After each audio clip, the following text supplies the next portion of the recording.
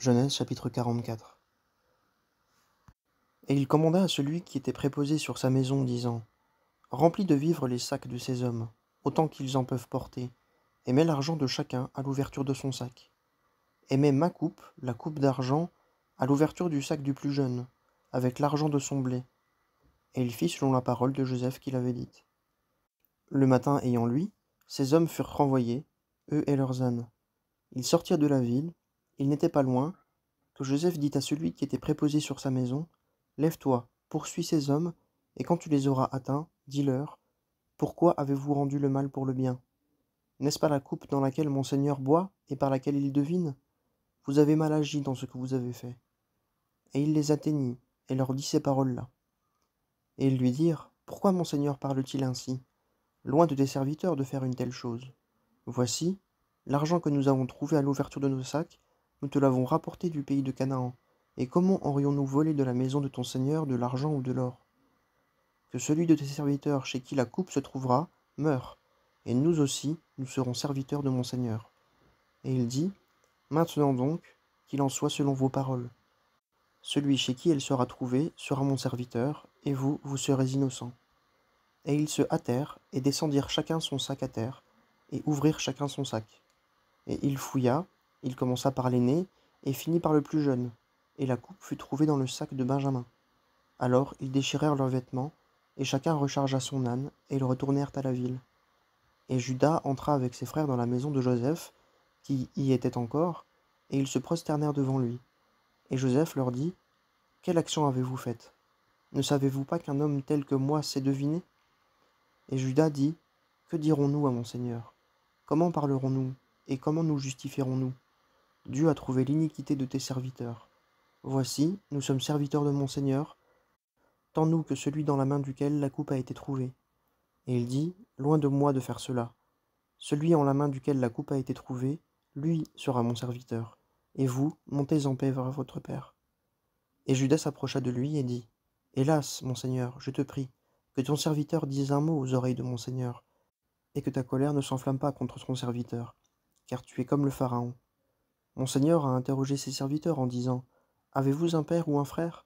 Et nous dîmes à mon Seigneur : Nous avons un père âgé, et un enfant de sa vieillesse, encore jeune, et son frère est mort, et il reste seul de sa mère, et son père l'aime. Et tu as dit à tes serviteurs : Faites-le descendre vers moi, afin que je le voie de mes yeux. Et nous avons dit à mon Seigneur : Le jeune homme ne peut quitter son père. S'il le quitte, son père mourra. Et tu dis à tes serviteurs : Si votre jeune frère ne descend pas avec vous, vous ne reverrez pas ma face. Et il est arrivé, quand nous sommes montés vers ton serviteur, mon père, que nous lui avons rapporté les paroles de mon Seigneur. Et notre père dit : Retournez, achetez-nous un peu de vivres. Mais nous dîmes : Nous ne pouvons descendre. Si notre plus jeune frère est avec nous, alors nous descendrons. Car nous ne pouvons voir la face de cet homme si notre plus jeune frère n'est pas avec nous. Et ton serviteur, mon père, nous dit : Vous savez que ma femme m'a enfanté 2 fils. Et l'un s'en est allé d'avec moi, et j'ai dit : Certainement, il a été déchiré, et je ne l'ai pas revu jusqu'à présent. Et si vous prenez aussi celui-ci de devant moi, et qu'un accident lui arrive, vous ferez descendre mes cheveux blancs avec tristesse au shéol. Et maintenant, si je viens vers ton serviteur, mon père, et que le jeune homme à l'âme duquel son âme est étroitement liée ne soit pas avec nous, il arrivera qu'il mourra en voyant que le jeune homme n'y est pas. Et tes serviteurs feront descendre les cheveux blancs de ton serviteur notre père avec douleur au shéol. Car ton serviteur a répondu du jeune homme auprès de mon père, en disant : Si je ne te le ramène, je serai coupable envers mon père tous mes jours. Et maintenant que ton serviteur, je te prie, reste serviteur de mon Seigneur, à la place du jeune homme. Et le jeune homme montera avec ses frères. Car comment monterai-je vers mon père si le jeune homme n'est pas avec moi, de peur que je ne voie le malheur qui atteindrait mon père. Évangile selon Marc, chapitre 14. Or, 2 jours après, c'était la Pâque et les pains sans levain. Et les principaux sacrificateurs et les scribes cherchaient comment ils pourraient se saisir de lui par ruse, et le faire mourir. Car ils disaient, non pas pendant la fête, de peur qu'il y ait du tumulte parmi le peuple. Et comme il était à Béthanie dans la maison de Simon le lépreux, et qu'il était à table, une femme vint, ayant un vase d'albâtre plein d'un parfum de nard pur et de grand prix.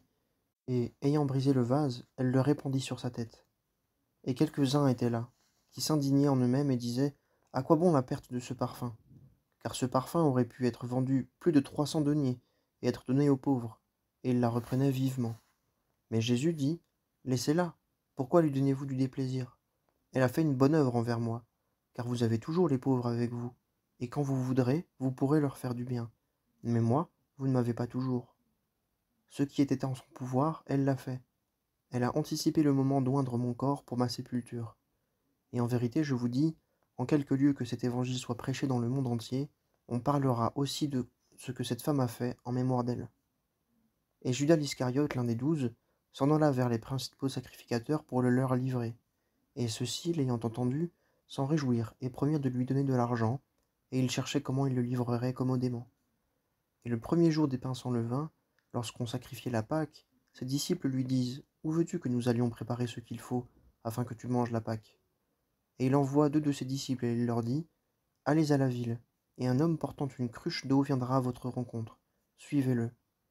Et où qu'il entre, dites au maître de la maison: Le maître dit: Où est mon logis où je mangerai la Pâque avec mes disciples? Et lui vous montrera une grande chambre garnie, toute prête. Apprêtez-nous là ce qu'il faut. Et ses disciples s'en allèrent et entrèrent dans la ville, et trouvèrent tout comme il leur avait dit, et ils apprêtèrent la Pâque. Et le soir étant venu, il vient avec les 12. Et comme ils étaient à table et qu'ils mangeaient, Jésus dit: En vérité, je vous dis que l'un d'entre vous qui mange avec moi me livrera. Et ils commencèrent à s'attrister et à lui dire l'un d'après l'autre: Est-ce moi? Et un autre: Est-ce moi? Mais répondant, il leur dit: C'est l'un d'entre les 12 qui trempe avec moi au plat. Le Fils de l'homme s'en va, selon qu'il est écrit de lui, mais malheur à cet homme par qui le Fils de l'homme est livré. Il eût été bon pour cet homme-là qu'il ne fût pas né.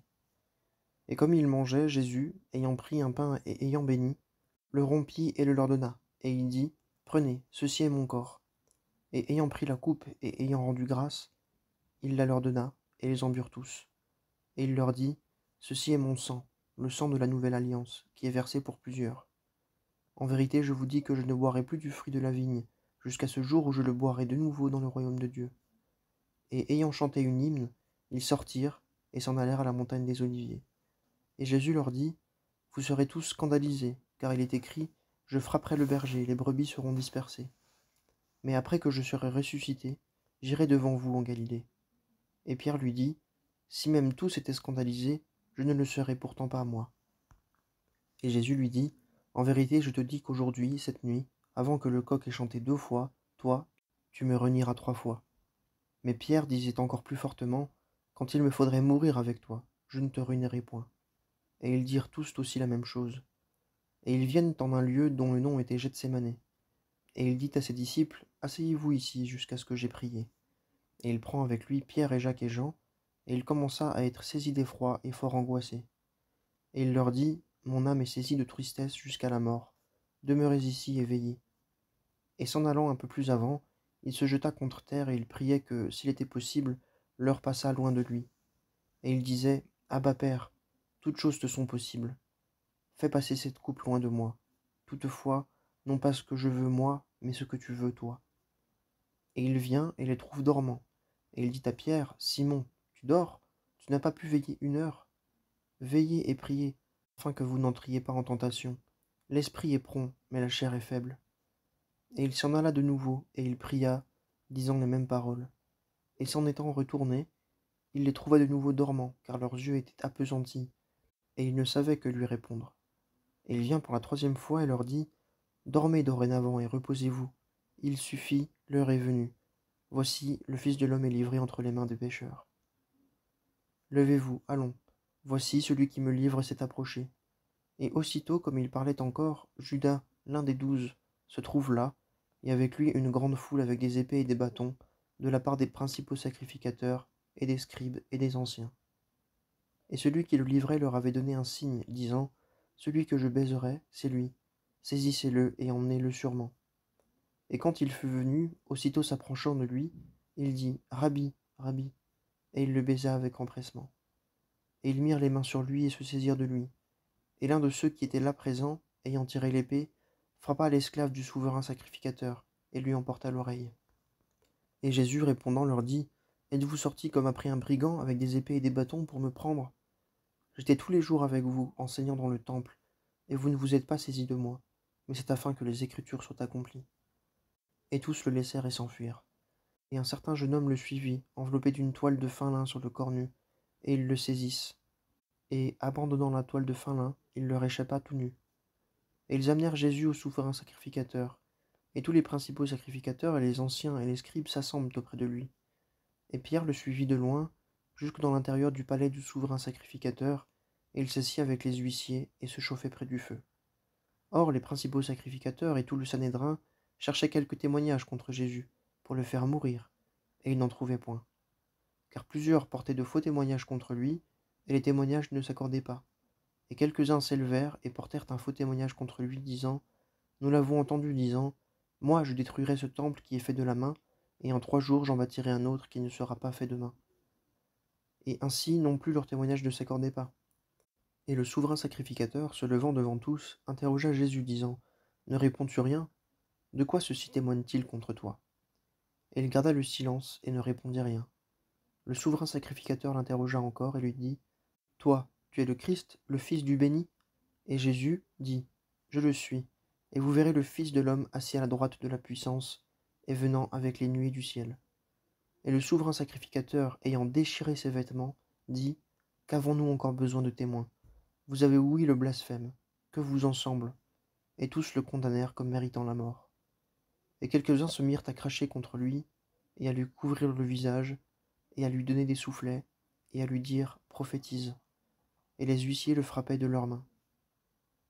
Et comme Pierre était en bain dans la cour, une des servantes du souverain sacrificateur vient, et apercevant Pierre qui se chauffait, elle le regarda et dit: Et toi, tu étais avec le Nazarénien, Jésus? Et il le nia, disant: Je ne sais ni n'entends ce que tu dis. Et il sortit dehors dans le vestibule, et le coq chanta. Et la servante, l'apercevant encore, se mit à dire à ceux qui étaient là: Celui-ci est de ces gens-là. Et il le nia de nouveau.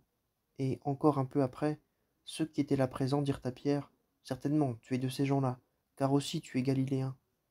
Et il se mit à faire des imprécations et à jurer: Je ne connais pas cet homme dont vous parlez. Et le coq chanta pour la seconde fois.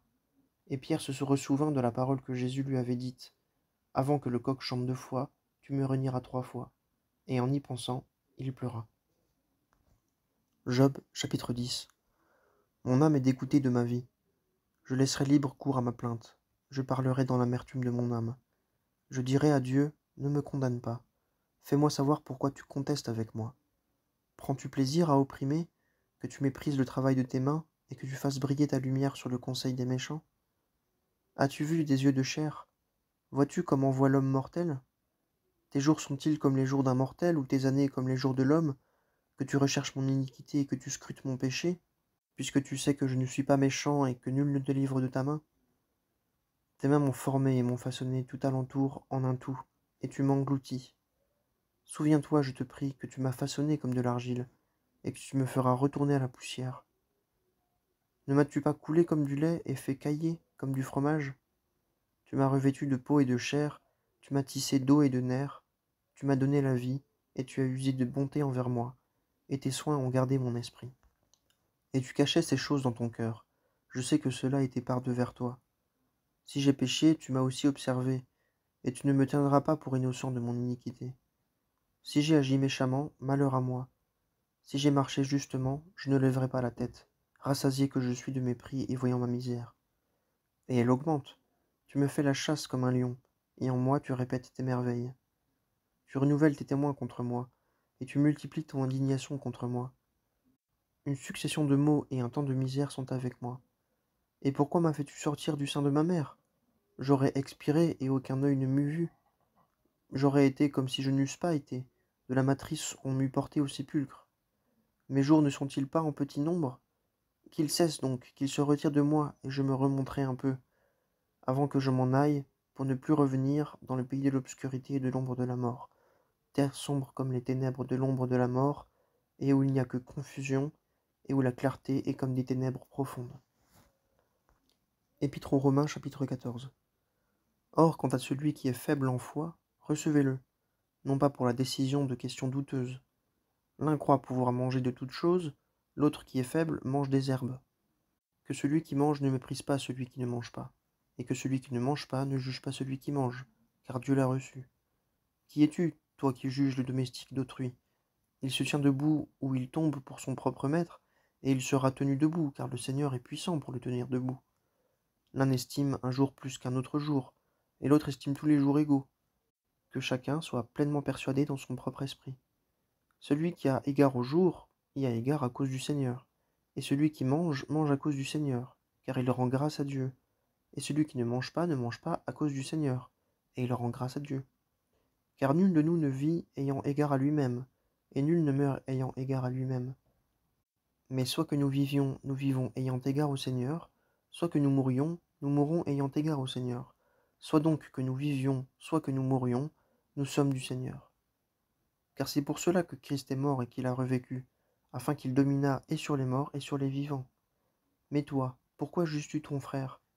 Ou aussi toi, pourquoi méprises-tu ton frère? Car nous comparaîtrons tous devant le tribunal de Dieu. Car il est écrit, je suis vivant, dit le Seigneur, que tout genou se ploiera devant moi, et que toute langue confessera hautement Dieu. Ainsi donc, chacun de nous rendra compte pour lui-même à Dieu. Ne nous jugeons donc plus l'un l'autre, mais jugez plutôt ceci, de ne pas mettre une pierre d'achoppement ou une occasion de chute devant votre frère.